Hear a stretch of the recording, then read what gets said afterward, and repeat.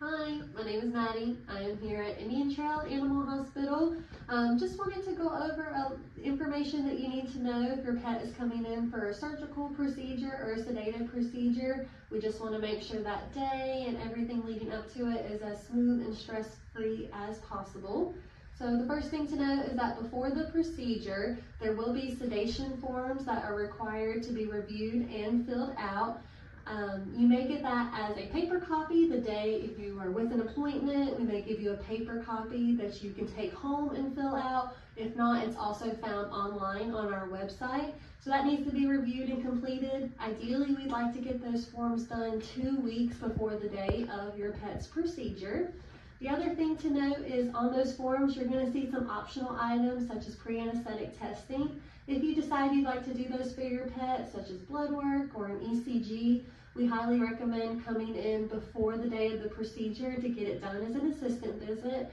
This just helps us get everything set up the day of the procedure to make it go as smoothly as possible for your pet and the team.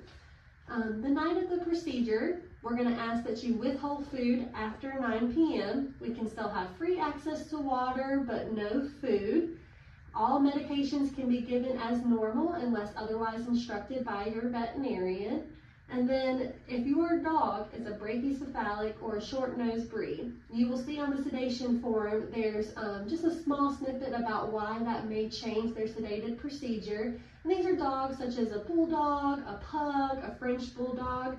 So we just do take as a team in the hospital some additional precautions to make sure their procedure is as smooth as possible. So you can review that on the sedation forms if that applies to your pet and see how that may change on their day and their procedure that they're going through that day.